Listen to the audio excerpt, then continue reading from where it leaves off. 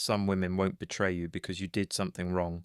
They'll betray you because you kept giving in a situation where taking was their default setting. Most men think betrayal is bad luck. It almost never is.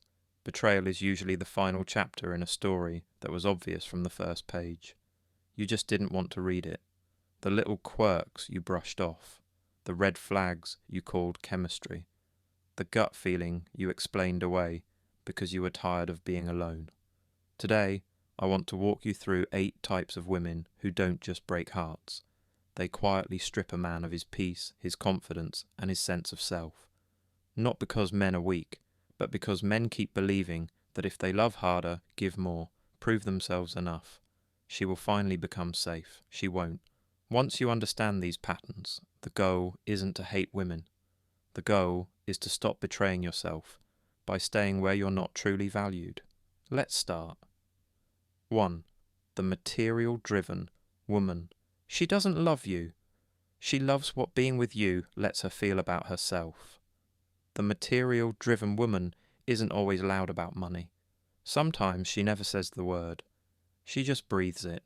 Her attraction rises when you're spending, performing, upgrading. It cools the moment you slow down. Watch the pattern. She glows when you're taking her somewhere expensive. She's extra affectionate when there's a gift involved. She's off, distant, or irritable when there's nothing to show off. That's not warmth, that's transaction. Most men fall into this trap thinking, if I'm generous enough, she'll see my heart and stay loyal. Here's the hard truth. The moment your value is measured in what you provide, your actual self becomes optional. You've turned yourself into a subscription. The more you give, the more she expects. The more you sacrifice, the more normal it becomes. The first time you stop, she feels neglected. Not because you changed, but because the flow slowed. You know where this ends. The day a man with more walks by, the math shifts, not because you failed, but because the whole relationship was built on leverage, not loyalty. The pain isn't losing her. The pain is waking up and realizing, I was never truly chosen. I was rented. When love becomes a marketplace, attachment feels like addiction and withdrawal feels like heartbreak. But it's not heartbreak, it's detox. And once you detox from this type, you stop asking, how do I keep a woman like that? And start asking, why was I trying? That's the shift from seeking validation to protecting your peace. 2. The still on dating apps woman. She's not afraid of losing you. She's afraid of losing the option of someone else. She didn't cheat with a kiss. She cheated with a profile. You think you're together. She tells friends she's kind of seeing someone. But her Tinder, Hinge, Bumble are still active. I'm just scrolling. It's not serious. It's just for fun. No, it's insurance. This type doesn't crave love. She craves options. While you're investing in one connection, she's keeping 10 doors slightly open. Harmless conversations, just friends, from apps. Slow burn flirtations that never fully die. She's not dating. She's window shopping. You'll feel it before you see it. Her attention's split between you and her screen. A strange distance even when you're together. The sense that she's always half elsewhere, mentally. And what do most men do? They start thinking, maybe if I become more interesting, chat confident, romantic, she'll finally delete them. You're trying to outcompete her addiction to possibilities. You can't. Because the void isn't in you. The void is in her, and you didn't create it, so you can't fix it. The man who stays tells himself, I'm being mature. I trust her. I don't want to be controlling. But there's a difference between being secure and being in denial. You can't build trust where the exit doors are always propped open. A woman who is truly ready for a relationship doesn't need constant digital backup. Her app isn't her oxygen. When you accept this, you stop trying to win her over and start asking a smarter question. Why am I fighting for a spot in someone's rotation? That's the moment you move from auditioning to qualifying. 3. The perpetually secretive woman. Privacy protects intimacy. Secrecy protects manipulation. Her phone is always face down, on silent, Just work stuff. None of your business. Every time you ask who she's talking to, you're met with, "You're overthinking. You're being insecure. I'm allowed to have my own life." Of course she's allowed a private life, but there's a difference between privacy and being hidden. Privacy: I have my own world, but you're clearly part of it. Secrecy: I have my own world, and you're not allowed to see what threatens your position in it. This kind of woman thrives in fog, vague stories, half-explained nights out, "don't worry about it" answers. The less you know, the more power she has. You try to be the calm, rational man who doesn't snoop or accuse. You tell yourself that trust means not checking, but without noticing it, your patience becomes her cover. You end up in a relationship where your intuition screams, the facts never add up, and you talk yourself out of your own reality to keep the peace. That's not trust. That's self-abandonment. Men ignore their gut because they're terrified of being labelled insecure. Here's the reality. Insecurity is fear with no evidence. Intuition is pattern recognition. You can't fully explain yet. If your body is tense every time her phone lights up, listen. Your nervous system has noticed something your mind is refusing to label. Someone who values you doesn't weaponize boundaries to hide entire pieces of their life. They don't make you feel crazy for wanting clarity. When transparency feels like pulling teeth, you're not in love. You're in damage control. And the longer you stay, the more you'll realize you weren't protecting the relationship. You were protecting her ability to live a double life. 4. The still close with her ex. Woman, it's not friendship, it's emotional residue. We're just friends. We have history, but it's over. He understands me in a way no one else does. Translation: unfinished business. Her ex isn't just a person from her past. He's a live file she refuses to close. Pay attention, she lights up differently when his name appears. She gets defensive when you question it. After they catch up, she feels slightly more distant from you. Every fight with you becomes another story for him. You won't believe what he said. You were right about men. He becomes her emotional safe house. You become the guy she tests new wounds on. You're not her partner. You're her current experiment. Most men keep quiet because they don't want to seem jealous or controlling. They confuse silence with maturity, but this isn't about jealousy, it's about clarity. You're allowed to say, if your heart is still partially there, I'm not going to pretend it's fully here. A woman who is truly done with her past doesn't keep the door cracked. She doesn't need her ex for emotional validation, late-night therapy, comparison when she's irritated with you. She respects the present enough to let the past die. If she doesn't, you're in a 3-person relationship, and you're the only one who doesn't get a say. You're fighting a ghost, and the ghost has home field advantage. The strongest men don't wage war with someone's nostalgia. They simply refuse to compete with it. 5.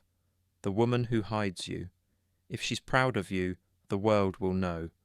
If she's unsure, you'll stay off the record. You're hers when the door is closed. Outside, she moves like she's available. Signs: no photos of you anywhere, no mentions of you to friends or family. Her social media looks like she's completely unattached. She calls it being private, but again, privacy isn't invisibility. Real privacy is, people don't know every detail, but it's clear we exist. Hiding you is, people don't even know you're real. Why does she do it? Because hiding you keeps her options wide open. She can flirt freely with no friction. She can entertain random attention with no guilt. She can walk away one day with no social pressure or accountability. You feel it slowly. You start to feel like a secret, like you're good enough to sleep with, but not good enough to stand beside, like you exist only in the gaps of her schedule. Every time you bring it up, why does it matter? You're too focused on social media. I just don't like people in my business. No. She just doesn't want people asking questions when she rotates you out. Love that hides you is love that's preparing to leave you. The man with self-respect doesn't beg to be posted. He doesn't obsess over status updates. He simply understands something simple. If you're proud of what we are, you won't bury it. And if she refuses to acknowledge you publicly, believe her. You're not her future. You're her, meanwhile. 6. The only male friends. Woman. She calls them brothers. They're all waiting for an opportunity.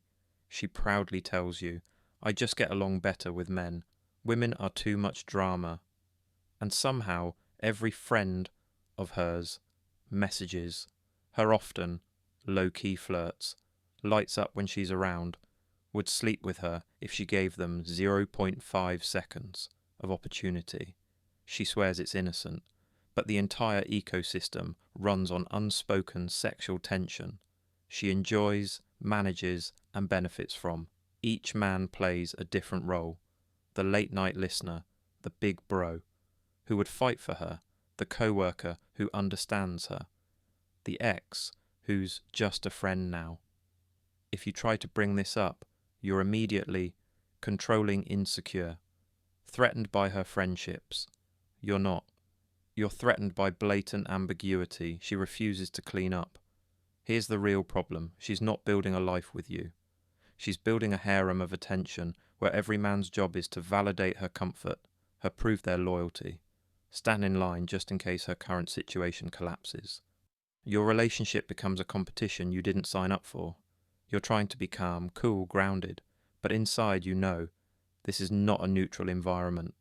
Does that mean a woman can't have male friends? Of course not. The issue isn't the gender, it's the dynamic. Are the boundaries clear? Are you acknowledged and respected? Is there any man in her life who clearly wants more than she claims it is? If the answer is yes and she won't address it, you're not paranoid. You're the only one not playing dumb. A man who values his peace doesn't fight for his spot in someone's fan club. He steps out of the arena entirely. 7. The woman who's intimate with everyone, deep with no one. Experience isn't the problem. Emotional emptiness is. This isn't about numbers. It's about patterns. You meet her. She's magnetic. She knows how to flirt. She knows exactly what to say, how to touch, how to pull you in.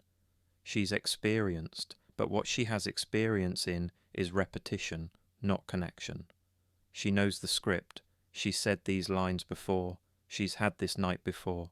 She's done this dance with many men, and at some point it stopped, costing her anything. You feel special at first, then over time you feel something off.